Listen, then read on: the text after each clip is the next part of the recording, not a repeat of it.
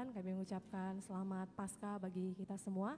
Pada saat pagi hari ini sebelum kita mulaikan ibadah kita akan menyaksikan warta gereja.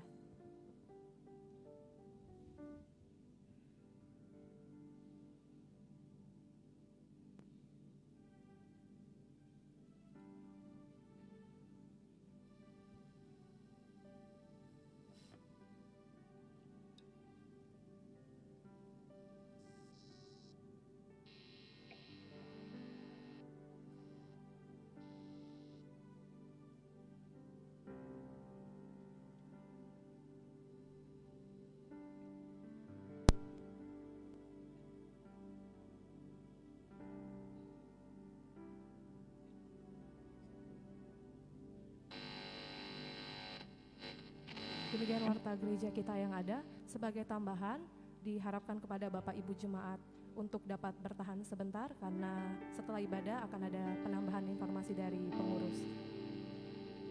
Puji nama Tuhan, tiba saatnya kita akan mulaikan ibadah kita pada saat pagi hari ini.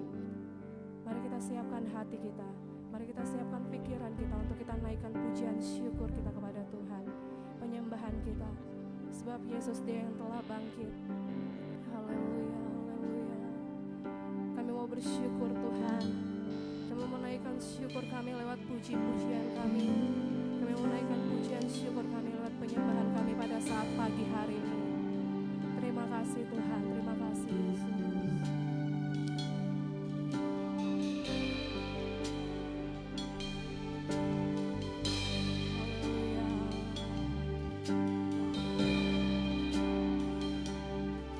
Mari jemaat Tuhan sama-sama kita angkat pujian ini. Kasih Tuhan sungguh mulia, tulus dan sempurna mengasihiku, pengorbanan di Kalvari sungguh berharga, kau tebus dosaku. Terpujilah Tuhan Yesus, ditinggikan di atas pujian. Dari dalam lubuk hatiku ku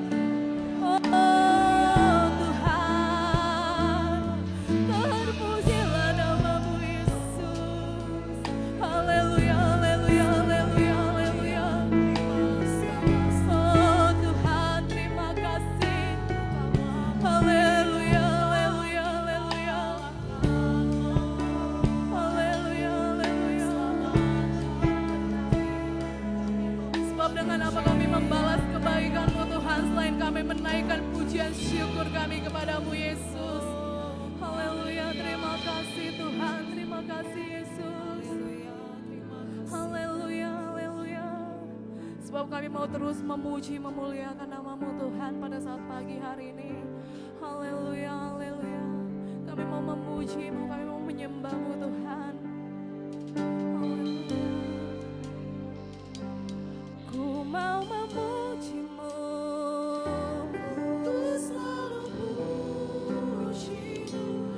Ku mau menyembahmu, ku selalu sembahmu.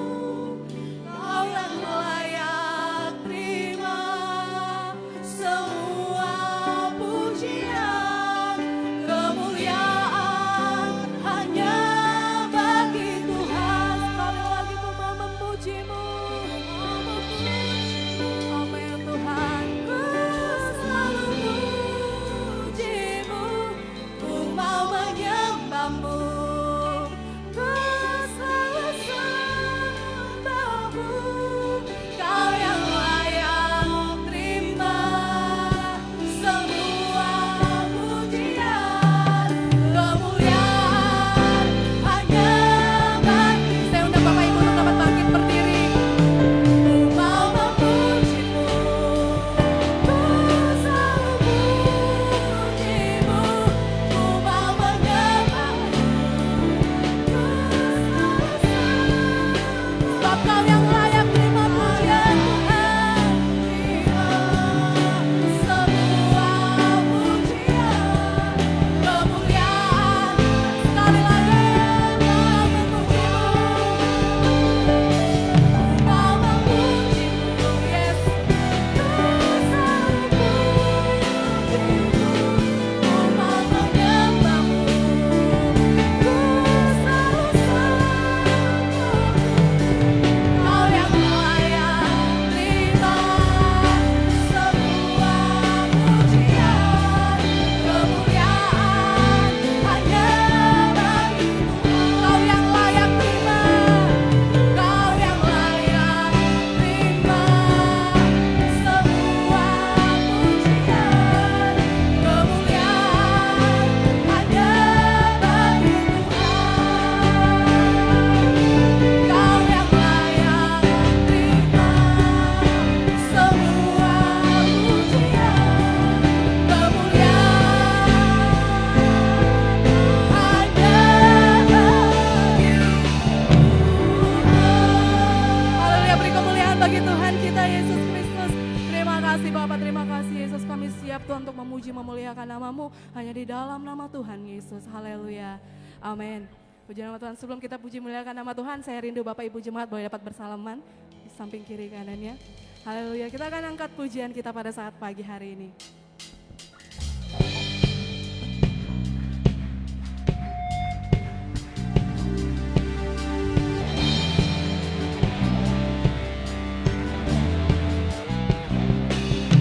Allah, Yesus namanya, menyembuhkan, menyucikan, bahkan mati tebus dosa kami. Kubur kosong membuktikan Dia hidup. Anak Allah, Yesus namanya, menyembuhkan, menyucikan, bahkan mati tebus dosaku.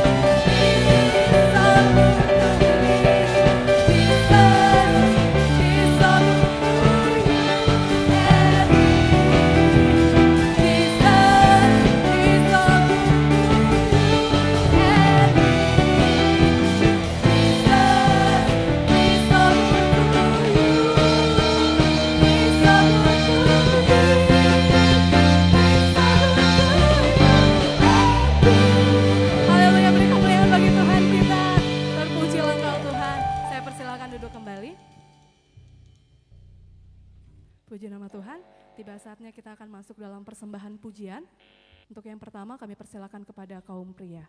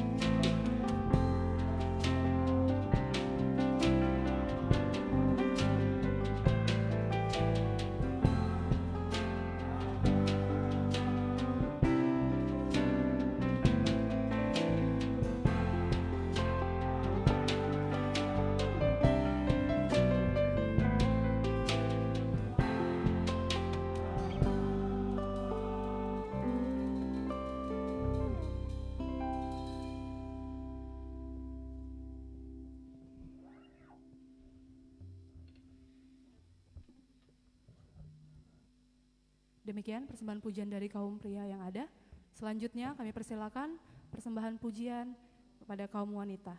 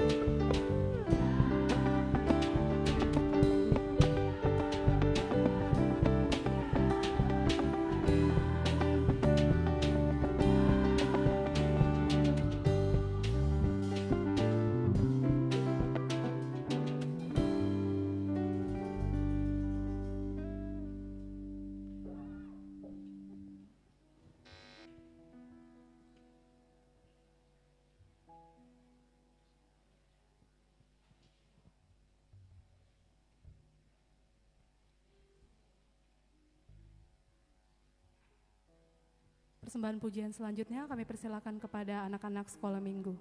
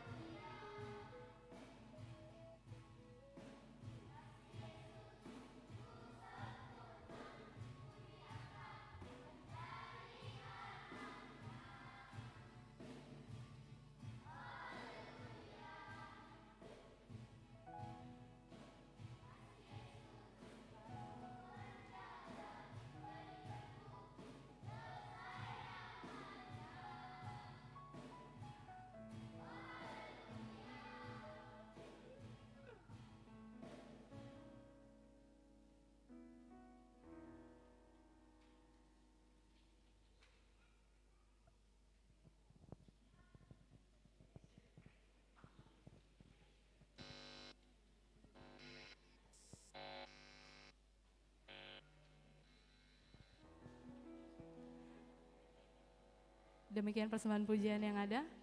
Tiba saatnya kita akan masuk dalam kebenaran firman Tuhan. Kembali kita siapkan hati dan pikiran kita untuk menerima kebenaran firman Tuhan pada saat malam hari ini.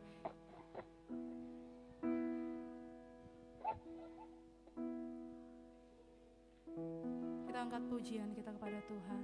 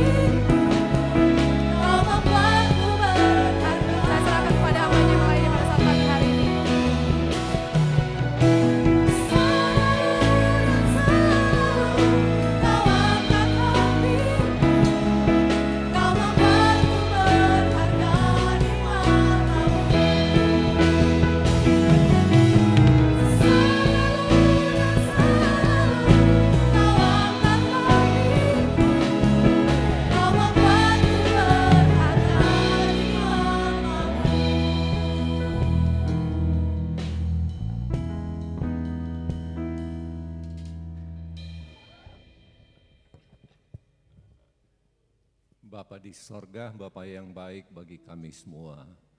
Syukur atas kasih dan kebesaran-Mu yang kami boleh alami dalam setiap langkah hidup kami.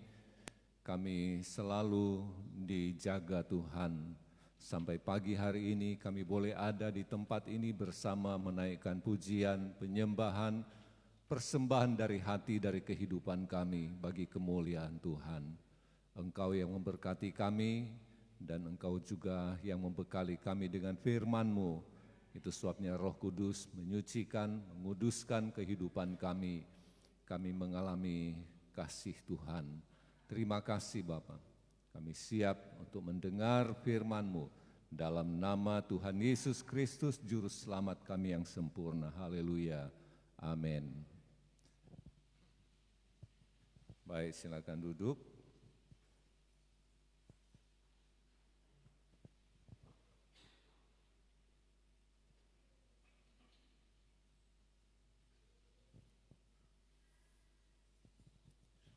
Puji Tuhan, selamat Paskah untuk kita semua.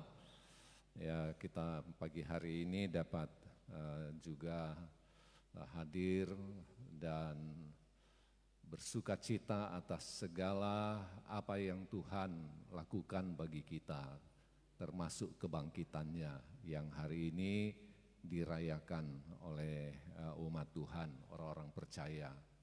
Ya, itu sebabnya kita yakin bahwa Kristus yang bangkit memberikan pengharapan yang besar dalam hati, dalam kehidupan kita untuk kemuliaan yang lebih besar lagi. Ya, puji Tuhan. Mari kita buka bersama firman Tuhan yang saya beri judul pagi hari ini, kebangkitannya dinyatakan. Kita baca Lukas 24 ayat 1 sampai ayat yang ke-8.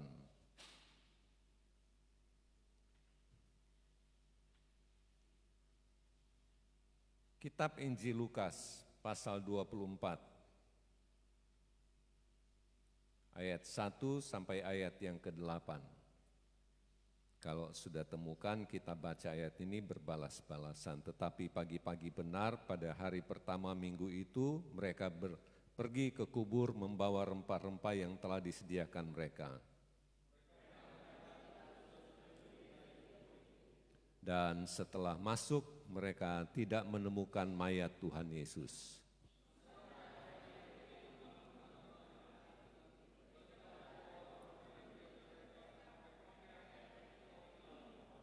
Mereka sangat ketakutan dan menundukkan kepala, tetapi kedua orang itu berkata kepada mereka, "Mengapa kamu mencari Dia yang hidup di antara orang mati?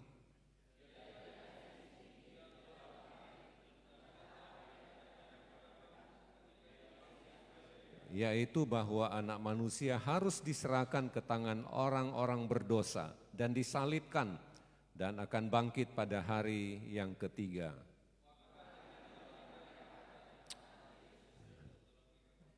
Amin. Ya, baik Bapak Ibu yang dikasihi Tuhan, pagi ini kita dapat baca lagi firman Tuhan tentang kebangkitan Kristus dari antara orang mati.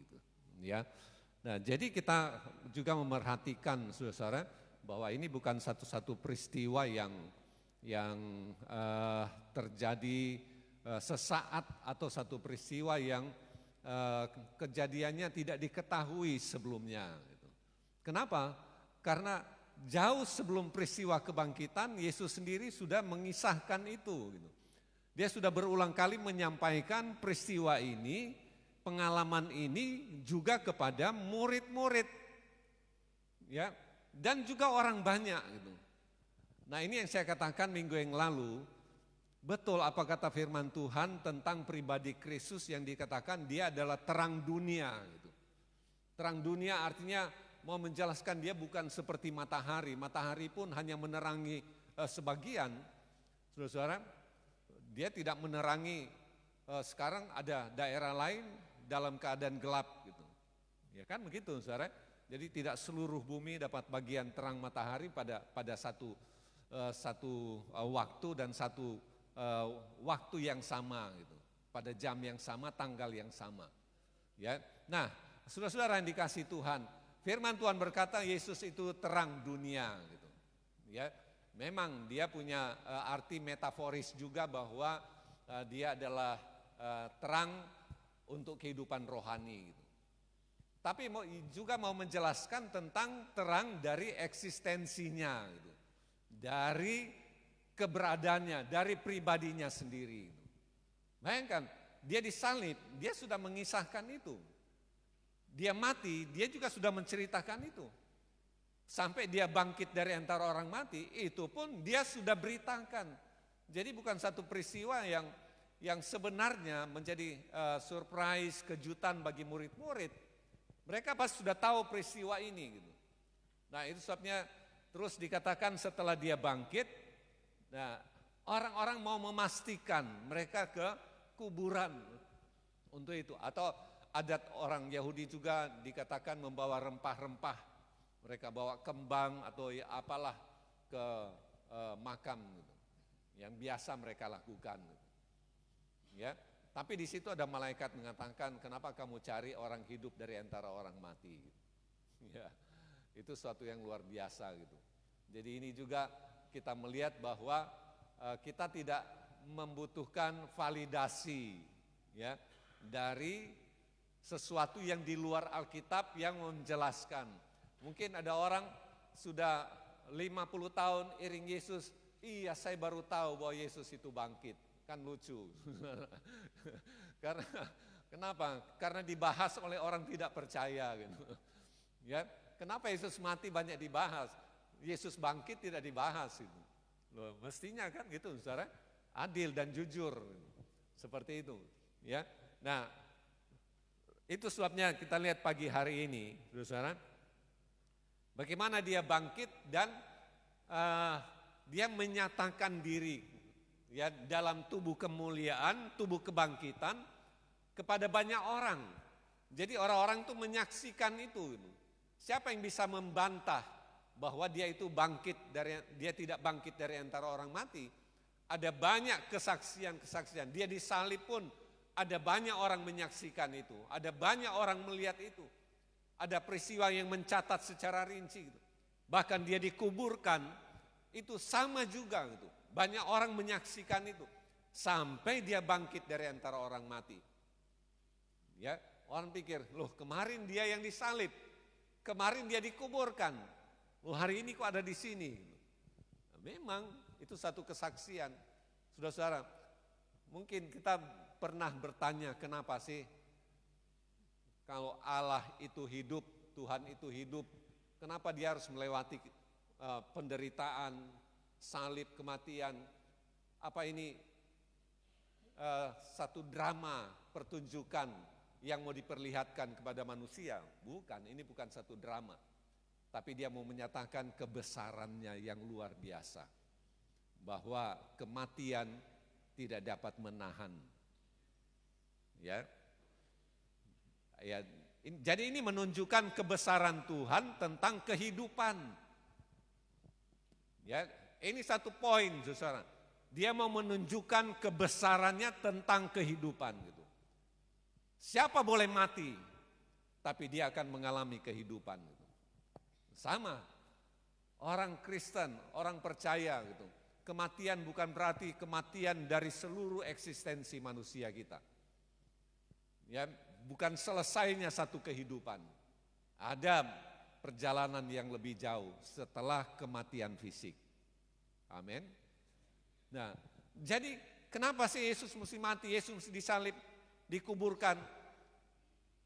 Pertunjukan macam apa ini? Kalau Tuhan kan itu tidak perlu. Gitu.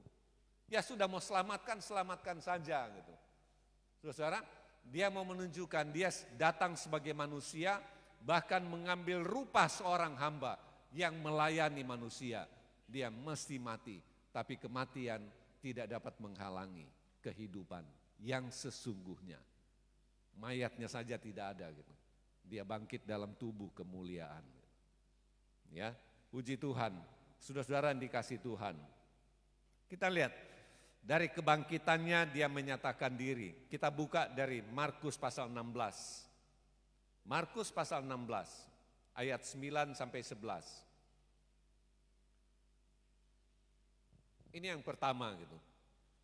Ya, ada beberapa golongan di mana Yesus menyatakan dirinya dari Markus pasal 16 ini. Pertama kita lihat ayat yang ke-9 sampai ayat yang ke-11. Kalau sudah temukan, mari kita baca sama-sama. Mulai. Setelah Yesus bangkit pagi-pagi,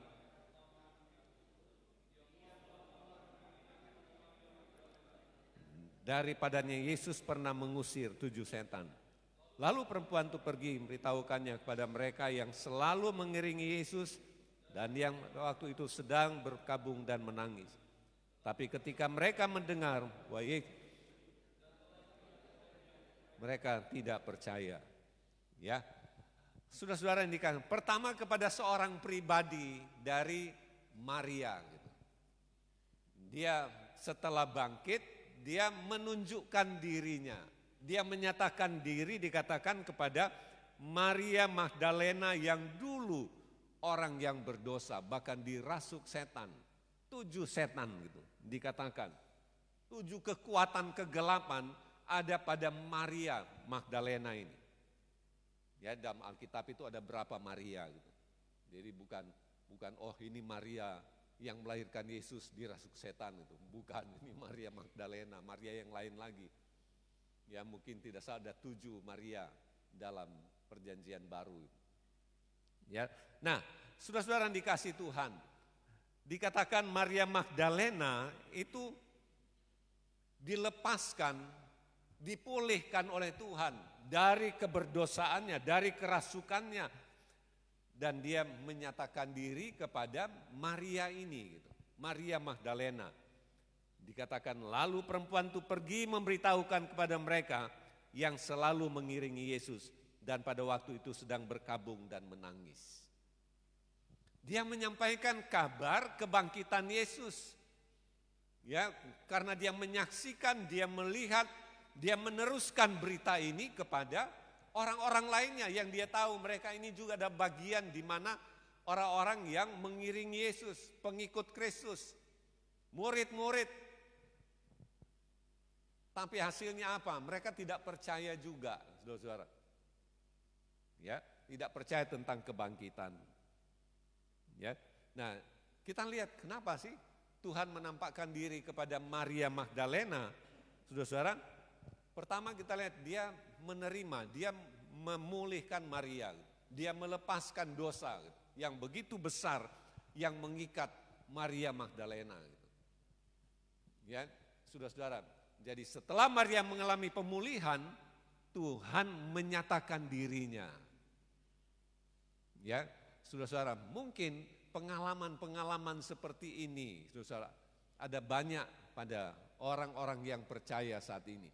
Setelah dia mengalami pemulihan, setelah dia menerima Yesus sebagai Tuhan dan Juru Selamat, kemudian dia dapat melihat, dia dapat menyaksikan kebesaran Tuhan yang luar biasa gitu. Dalam bentuk yang nyata gitu. Ada. Saya pengalaman-pengalaman Tuhan menyatakan diri kepada pribadi-pribadi. Saudara-saudara, untuk apa? Meneguhkan pengalaman mereka bahwa Tuhanlah yang melepaskan mereka. Gitu. Wah, ini kita harus percaya. Saya katakan harus percaya akan karunia-karunia rohani. Amin. Kita harus percaya, saudara-saudara, Alkitabiah lah itu.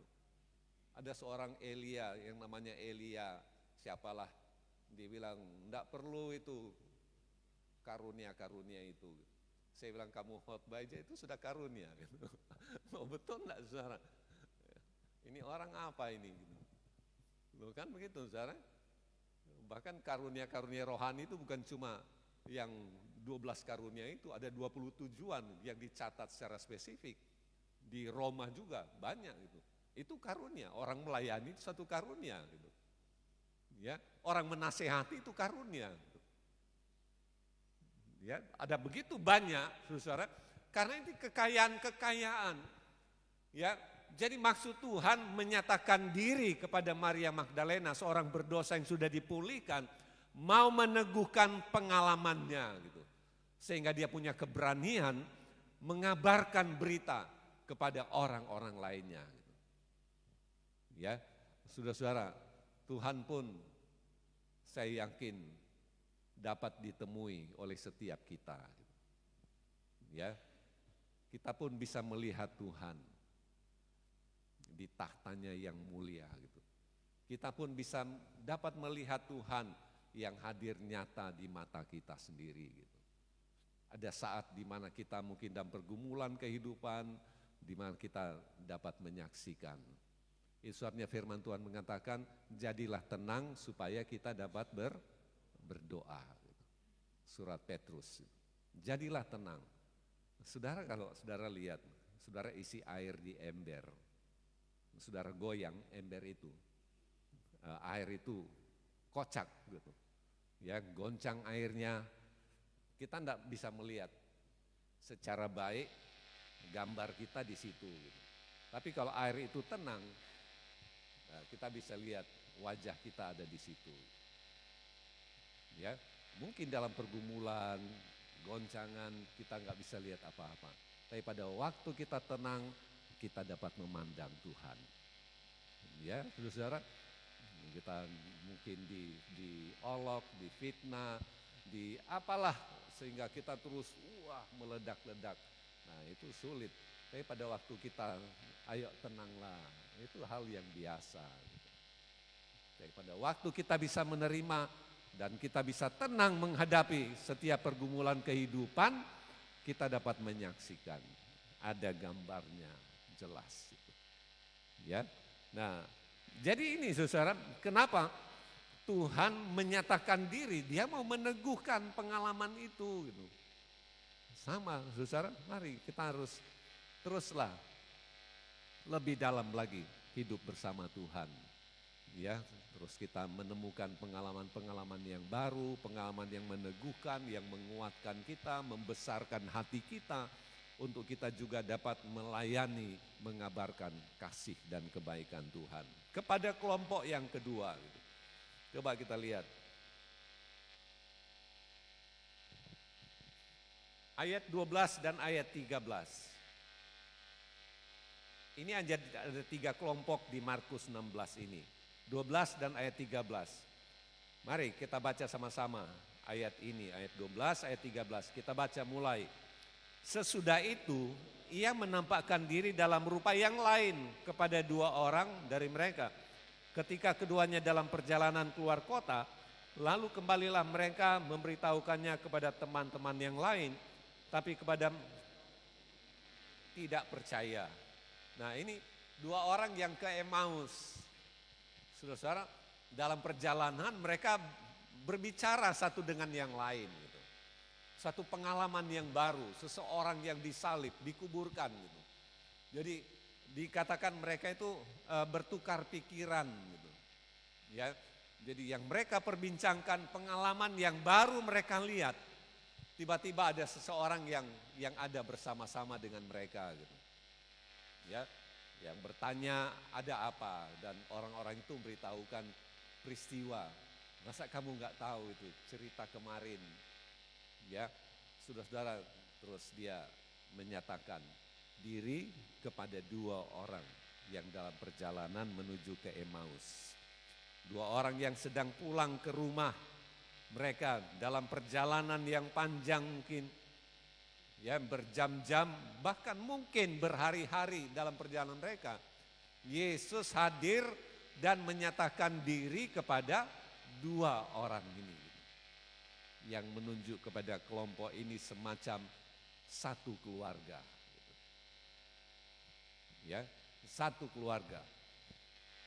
Yang mengalami kuasa kebangkitan agar kasih kita juga tidak runtuh, tapi kokoh, kuat, saudara-saudara. Dan coba kita lihat, ayat 12 mengatakan, sesudah itu ia menampakkan diri dalam rupa yang lain kepada 2 orang dari mereka ketika keduanya dalam perjalanan keluar kota. Mereka seolah-olah seperti orang yang katakanlah, ya ini bagaimana kok bisa gitu. Ya saudara, bagaimana peristiwa ini bisa terjadi gitu. Mereka bisa menyaksikan saudara, dan bahkan mereka ceritakan kepada orang lain. Orang-orang tidak percaya juga gitu. Ya saudara, kalau kita ke Lukas pasal 24 ayat 13 sampai 35, itu secara rinci ditulis mengenai kedua orang itu.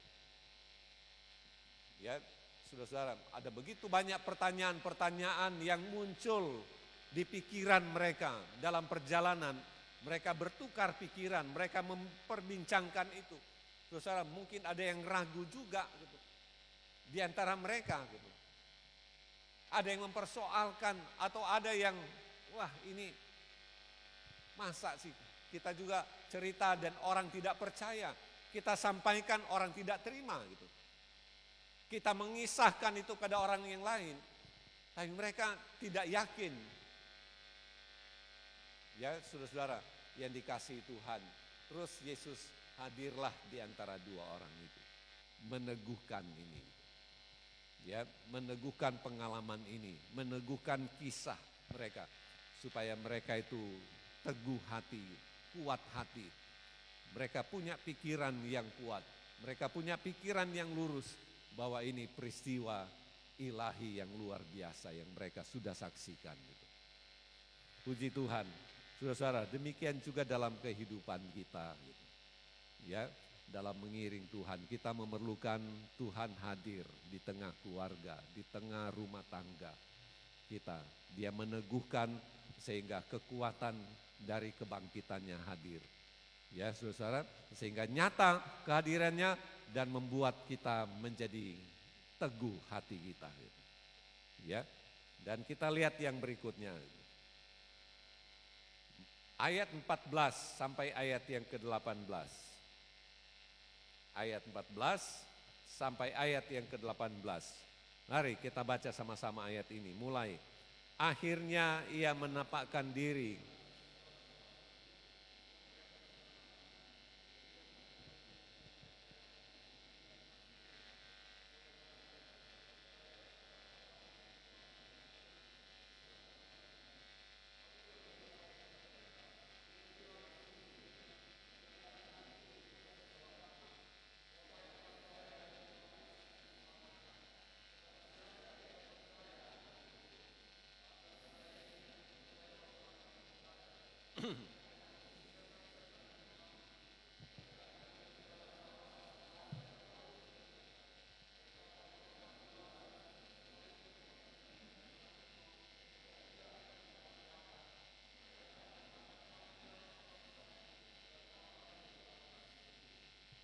Amin. Ya, ini pada kelompok yang lebih besar lagi. Kalau tadi Maria Magdalena, satu orang pribadi, kemudian kedua orang, dan ini ke-11 murid yang dikatakan mereka justru dalam ayat 14 mengatakan ke-11 orang itu ketika mereka sedang makan, ia mencela ketidakpercayaan mereka. Ya, saudara-saudara, padahal mereka sudah dengar peristiwa ini jauh sebelumnya. Ada yang mungkin, ya ada yang percaya tapi kurang yakin, saudara-saudara. Kok bisa terjadi? Bisa saja begitu pertanyaan-pertanyaan. Ya bahkan dikatakan kedegilan hati mereka karena mereka tidak percaya kepada orang-orang yang sudah melihat dia sesudah kebangkitannya. Nah, ini murid-murid. Di mana kita lihat Maria Magdalena menyampaikan berita itu kepada mereka juga. Yang dua orang itu memberitakan berita kebangkitan kepada orang ini juga, kepada murid-murid. Loh bisa dibayangkan loh, saudara. Mereka mengisahkan pengalaman mereka, pengalaman kebangkitan Kristus kepada murid-murid. Saudara perhatikan ayat 14 bagian akhir. Oleh karena mereka tidak percaya kepada orang-orang yang sudah melihat dia setelah kebangkitan. Oh ditegur keras nih, saudara. Yesus marah. Ya, sampai dikatakan dia mencela mereka atas ketidakpercayaan dan kedegilan hati mereka. Oh, gimana ini murid-murid ini?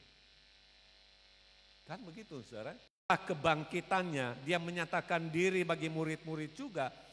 Maksudnya supaya mereka menjadi orang-orang yang diteguhkan pengalaman mereka gitu. Diteguhkan pengalaman dalam pengiringan kepada Tuhan. Yesus bangkit dan kamu harus beritakan kebangkitan itu kepada orang lain. Makanya terus kita lihat di surat-surat Paulus. Disitulah menjelaskan tentang panjang lebar kebangkitan Kristus yang luar biasa, begitu detailnya gitu, diberitakan gitu. Itu dari murid-murid, kisah Rasul memberitakan itu tentang Yesus yang bangkit, Yesus yang bangkit, Yesus yang bangkit. Mereka sampaikan, ya, saudara-saudara yang dikasih Tuhan.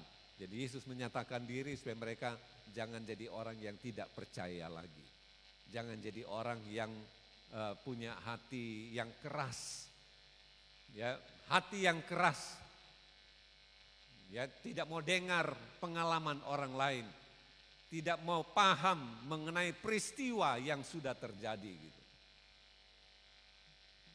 Nah ini kan dari Maria, wah kita ini murid-murid kok Maria gitu ya.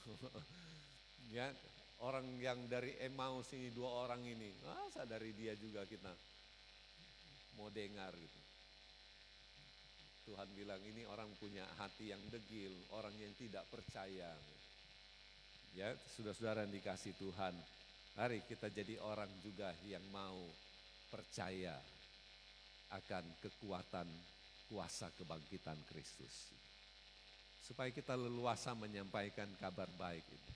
Leluasa memberitakan firman Tuhan, leluasa kita melayani, leluasa kita bekerja bagi Tuhan dalam bentuk apapun.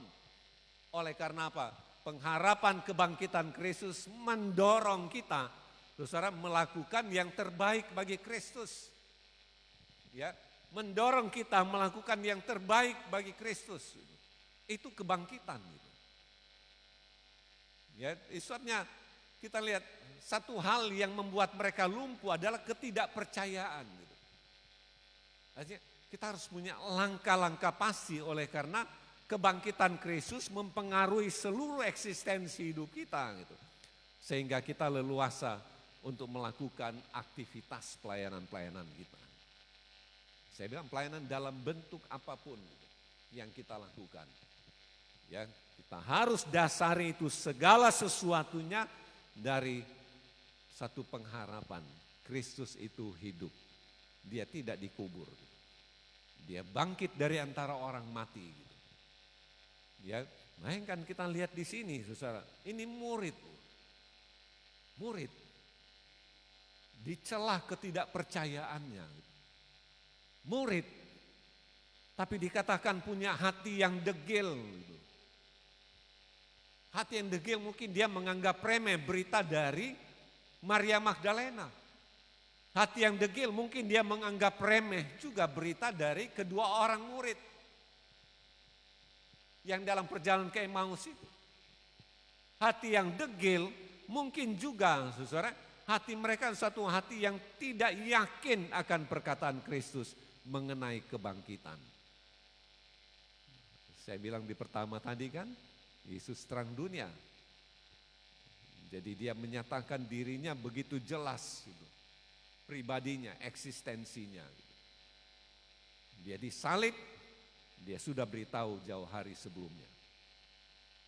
Dia dianiaya, dia sudah sampaikan jauh sebelumnya. Dia dikuburkan, dia sudah beritakan jauh sebelumnya. Bahkan kebangkitan ini, peristiwa ini, dia juga sudah beritahukan. Apa murid-murid tidak dengar? Kelewatan, memang, saudara. Banyak kita coba, saudara masih ingat enggak warta tadi gitu? Ya, kadang gitu kan Selasa orang gereja aja, besok baktian di mana ya? Padahal sudah warta loh, tulisnya besar-besar gitu. Gimana gitu? Ya, kita perlu buka roster lagi. Oh iya gitu di keluarga Mercy, ini anggota MPP ini. Betul enggak saudara? Harus kita akui kan kita suka lupa. Ya, suka lupa. Sehingga jadi tidak percaya. Istilahnya pada waktu ada pergumulan kehidupan, kita ingat Tuhan. Ada Tuhan yang hidup, yang menyertai kita. Gitu. Ya, saudara-saudara. Jadi kita melihat di sini, saudara, ini dia menyatakan diri pada kelompok yang ketiga, gitu, yaitu ke-11 murid. 11 murid. Tapi pada waktu dia menyatakan diri, mereka itu dicela, dimarahi. Ya, sifat mereka diungkap oleh Yesus. Ya, bagaimana keadaan hati mereka, gimana pribadi mereka. Mereka orang yang tidak percaya dan juga hati yang degil. Kok bisa gitu? Kan murid gitu. Si Maria Magdalena yang dikatakan dalam ayat yang ke-9 dilepaskan dari 7 setan gitu. Dipulihkan oleh Yesus kehidupannya. Waktu dilihat peristiwa ini, oh saya pulang sampaikan kepada orang-orang dekat dengan Yesus, termasuk murid-murid. murid-murid dapat kabar itu. Plus apa yang sudah disampaikan oleh Yesus jauh sebelumnya. Kok sekarang nggak percaya gitu. Mereka syukuran lagi. Iya kan, mereka lagi syukuran gitu, murid-murid. Mereka lagi makan-makan gitu. Sebentar nanti kita makan-makan. Ya. Coba sudah lihat, mereka itu sedang makan. Sedang makan, Yesus datang hadir di tengah komunitas mereka, di tengah kelompok mereka gitu. Semua sedang makan, langsung dicela, enak enggak makan itu? Sudah enggak enak, betul saudara. Enggak enak lagi. Wah, masa kita dibilang orang yang enggak percaya. Masa kita bilang hati kita jelek gitu. Hati kita degil. Ya, tapi realitanya begitu. Saudara. Nah, Tuhan menyatakan diri kepada mereka supaya apa? Supaya mereka menyampaikan kabar baik. Nah, ini saudara. Jadi pengalaman-pengalaman seperti ini diteguhkan, dikuatkan gitu, dalam kehidupan mereka. Bahkan kehadiran Kristus, dia langsung menyampaikan, lalu ia berkata pada mereka, pergilah ke seluruh dunia, beritakanlah Injil kepada segala makhluk. Yang percaya dibaptis, diselamatkan, yang tidak percaya dihukum. Nah, jadi kita melihat saudara, ada tugas yang disediakan, tapi mereka harus punya pengalaman kebangkitan Kristus dalam hidup mereka. Ya, puji Tuhan. Misalnya Paulus sendiri, ya dikatakan oleh firman Tuhan, Paulus sendiri gitu, dia mau mengalami kuasa kebangkitan itu. Kenapa? Itu yang memberikan keberanian. Ya, saudara-saudara, coba kita lihat Filipi pasal 3 ayat 10. Filipi pasal 3 ayat 10. Yang kukehendaki ialah mengenal dia dan kuasa kebangkitannya, dan persekutuan dalam penderitanya di mana aku menjadi serupa dengan dia dalam kematiannya. Saya bacakan di terjemahan ayat yang tepat gitu, AYT gitu. Kiranya aku dapat mengenal dia dan kuasa kebangkitannya serta bersatu dalam penderitanya untuk menjadi seperti dia. Juga dalam bahasa Indonesia masa kini, satu-satunya yang saya inginkan ialah supaya saya mengenal Kristus dan mengalami kuasa yang menghidupkan dia dari kematian. Nah, bahasa Indonesia masa kini mengatakan, Rasul ingin mengalami kuasa yang menghidupkan dia dari kematian. Ya, jadi kebangkitan Kristus itu, saudara, dari antara orang mati ingin dialami oleh Paulus. Nah, biarlah ini menjadi kerinduan kita juga. Ya, saudara-saudara, Yesus yang bangkit dari antara orang mati itu kita ingin supaya menjadi pengalaman dalam hidup kita. Ya, puji Tuhan. Kita lihat ayat yang terakhir, mari kita baca. Kolose pasal 3 ayat 1 sampai 4. Kolose pasal 3 ayat 1 sampai 4. Kalau sudah temukan, saudara katakan amin. Sekali lagi katakan amin. Kolose pasal 3 ayat 1, kita baca sama-sama mulai. Karena itu kalau kamu dibangkitkan bersama dengan Kristus, carilah perkara yang di atas, di mana Kristus ada, duduk di sebelah kanan. Pikirkanlah perkara yang di atas, bukan yang di bumi. Sebab kamu telah mati dan hidupmu tersembunyi bersama dengan Kristus dalam Allah. Apabila menyatakan diri kelak, kamu pun akan menyatakan diri bersama dengan dia dalam kemuliaan. Pikirkan tentang Tuhan dalam perjalanan kehidupan. Ya. Pikirkan tentang Tuhan dalam pengalaman-pengalaman kehidupan kita. Ya saudara, apa saja saudara. Pikirkan tentang Tuhan dalam semua aktivitas, dalam semua kegiatan. Ayat 3 satu rahasia kehidupan yang luar biasa Dikatakan hidupmu tersembunyi bersama dengan Kristus. Coba saudara, dikatakan hidupmu tersembunyi bersama dengan Kristus. Begitu orang percaya itu, ya, diidentifikasikan bersama dengan Kristus, dia menyatu bersama dengan Kristus. Ini yang membuat kita tidak khawatir, kita tidak takut. Ya, saudara, kita tidak goyah, tapi kita punya keyakinan yang kuat, keyakinan yang kokoh akan kemenangan, kemuliaan yang Tuhan kerjakan bagi gereja. Tuhan Yesus berkati kita semua untuk sekarang dan selamanya.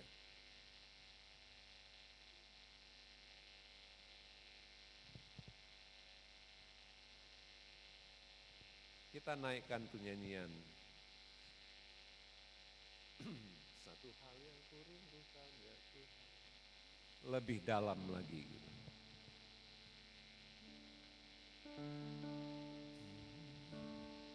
Satu hal yang kurindukan ya Tuhan,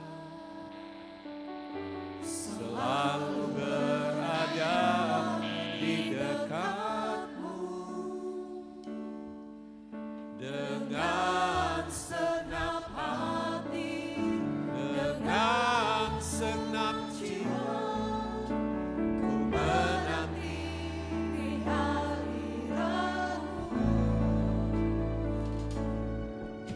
Satu hal yang kurindukan ya Tuhan, selalu berada di dekat-Mu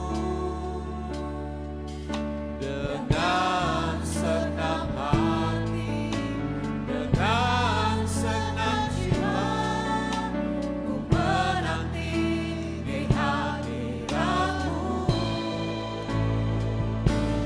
Lebih dalam lagi ku rindukan Tuhan, lebih dari segala yang ada. Lebih dalam lagi ku cinta Kau Yesus, ku mengasihi-Mu. Lebih dalam lagi ku rindukan Tuhan, lebih dari segala yang ada. Lebih dalam lagi ku cinta Kau Yesus, ku mengasihi-Mu. Mari kita berdiri semua. Lagi ku rindukan Tuhan, lebih dari segala yang ada. Lebih dalam lagi ku cinta Kau Yesus, ku mengasihi-Mu. Lebih dalam lagi ku rindukan Tuhan, lebih dari segala yang ada. Amin, haleluya. Lebih dalam lagi ku cinta Kau Yesus, ku mengasihi-Mu, ku mengasihi-Mu.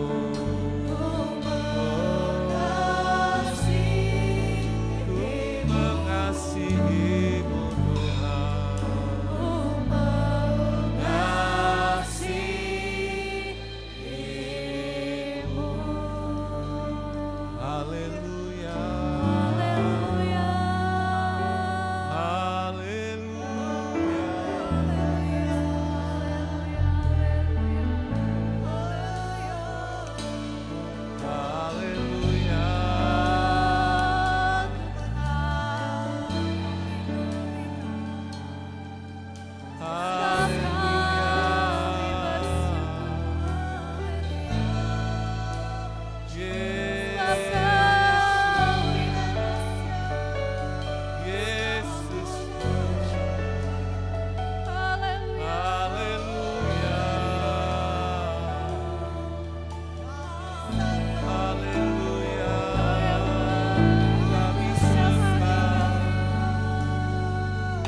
kami sembah Biarlah Kau yang menyentuh setiap hati kami. Haleluya. Terpuji Engkau Tuhan, terpuji Engkau Tuhan. Haleluya.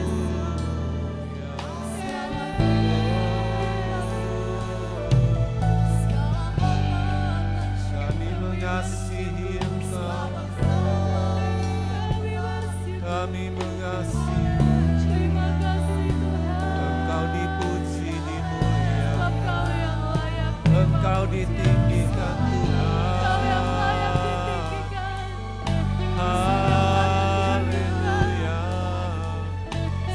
Terpujilah Engkau, Haleluya.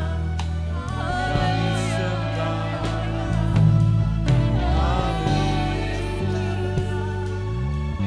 Kudus, kudus, kudus, kudus. Haleluya. Terima kasih. Haleluya. Terpuji Tuhan. Terima kasih Yesus.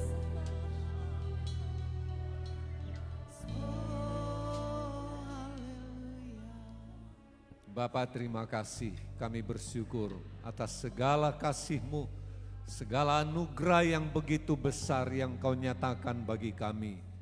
Kebangkitan-Mu memberikan harapan yang sesungguhnya dalam pengalaman-pengalaman kehidupan, dalam perjalanan kehidupan kami, dalam semua pelayanan, semua aktivitas kami. Terima kasih Tuhan, kiranya senantiasa terang-Mu mencerahkan hati dan pikiran kami.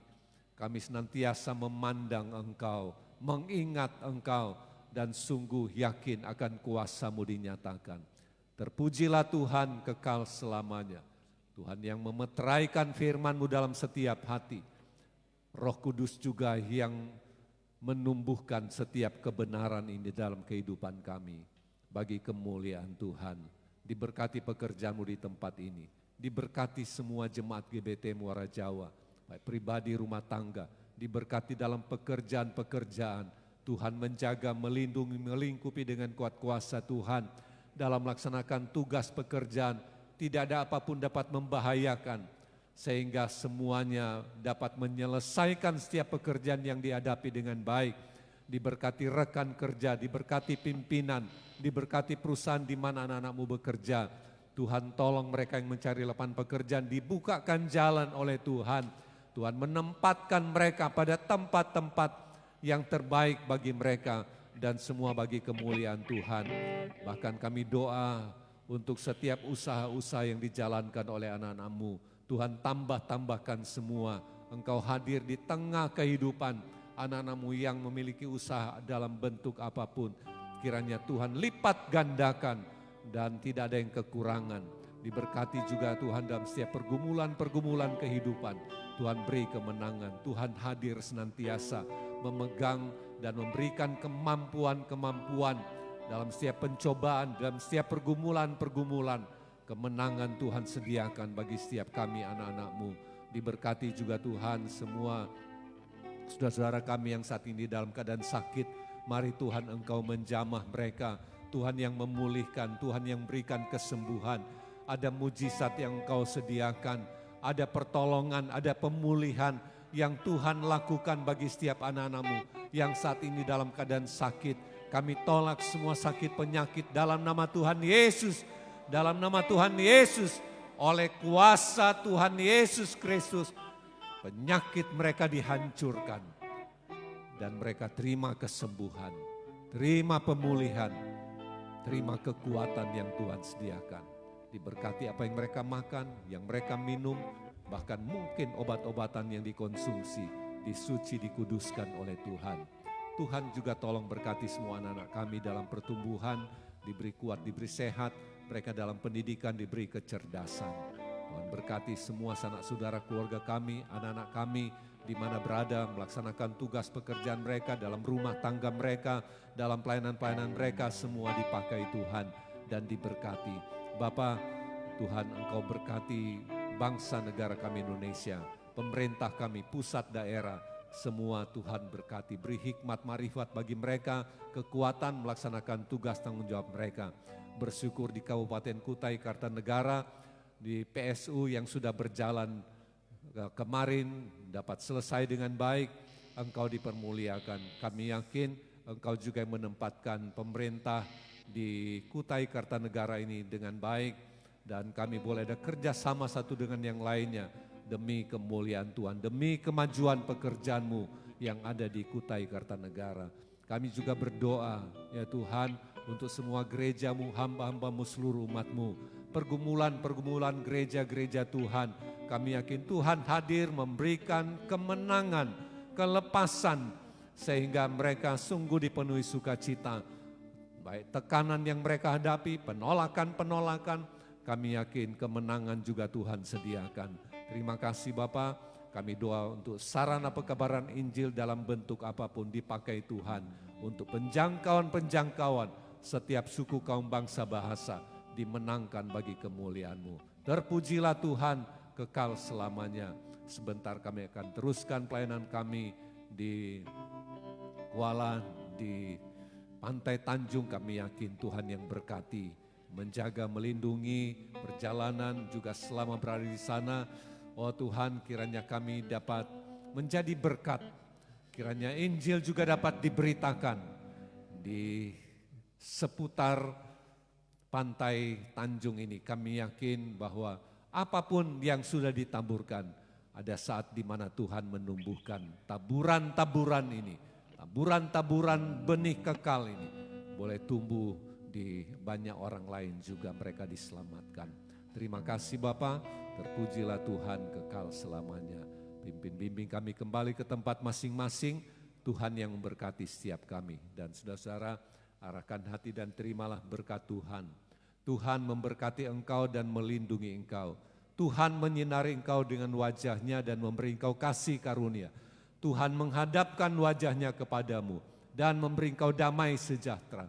Kasih karunia dari Bapa di sorga, kasih sayang dari Tuhan Yesus, persekutuan dalam Roh Kudus, menyertai saudara sekalian sekarang dan selama-lamanya. Dalam nama Tuhan Yesus Kristus, Juru Selamat kami yang sempurna. Dan kita semua yang diberkati Tuhan sama-sama berkata, amin. Shalom, selamat Paskah, dan saudara duduk sebentar.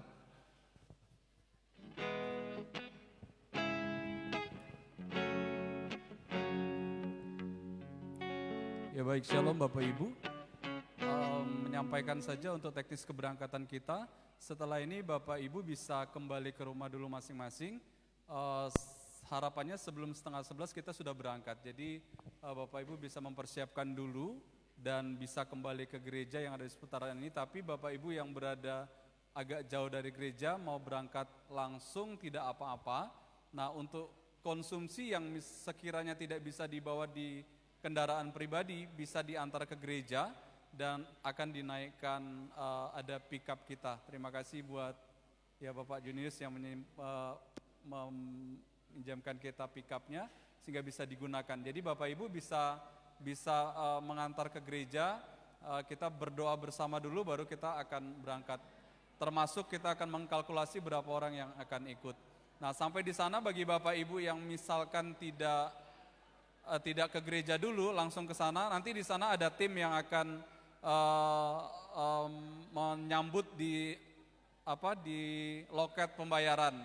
Jadi nanti itu akan panitia yang akan membayar. Jadi Bapak Ibu tidak usah membayar lagi. Di sana sudah ada.